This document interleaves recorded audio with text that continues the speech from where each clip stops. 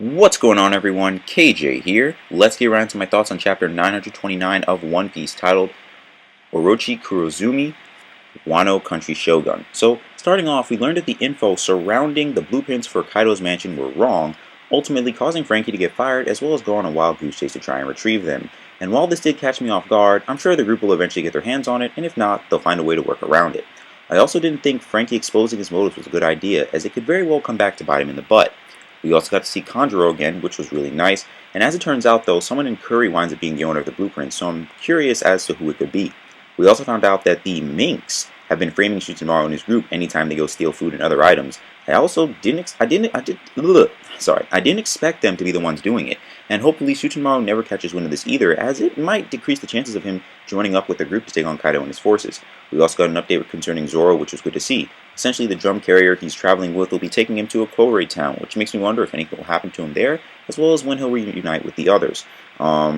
Next up was a pretty big part of the chapter, the showcase of power and the reveal of the human form of the Shogun of Wano, Kurozumi Orochi. The fact that he was able to basically say whatever he wanted to CP0 was pretty insane, even asking for Vegapunk and saying he's not afraid of the Marines or the Celestial Dragons due to his alliance with Kaido. At the same time, I'll admit, I did kind of think that the human form reveal was kind of lackluster, as it made him out to be a very strong looking individual on the outside. Of course, not trying to downplay him, he's still a very, very, very powerful individual in Wano. That being said, I'm looking forward to his Delphi reveal, as it appears to be a very interesting one. Robin is also attending Orochi's party, so hopefully she can obtain some useful info. Konosaki is there as well, which makes me look forward to seeing what he has in mind regarding her. And the last part of the chapter, oh boy, was also very crazy, as we got an update regarding the assassin sent after Sanji for his actions against Kyoshiro's goons. The 6 strongest headliners, including Drake and another mate of his Part 1, along with Basil Hawkins and others that might be revealed soon, arrive.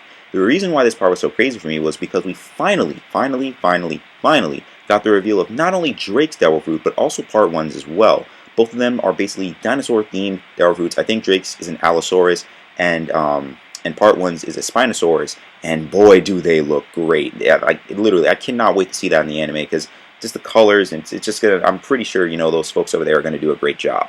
I'm also curious as to what Hawkins is basically getting at with Drake's supposed hunt, and what he should be doing instead of being over here looking for the Soba merchant, which of course is Sanji. But rating-wise, I gave the chapter a 4.5 out of 5 because aside from the lackluster human form reveal of Orochi, we got a lot of interesting tidbits and info packed into this chapter, which was really good. And of course, as usual, it makes me look forward to the future of this arc. But that's pretty much it with this chapter review. Let me know your thoughts on this chapter in the comments down below. If you enjoyed this video, be sure to give it a like, and if you're new here, hit that subscribe button, and be sure to hit the notification bell to notify of all my uploads. But until next time, I'll see y'all later.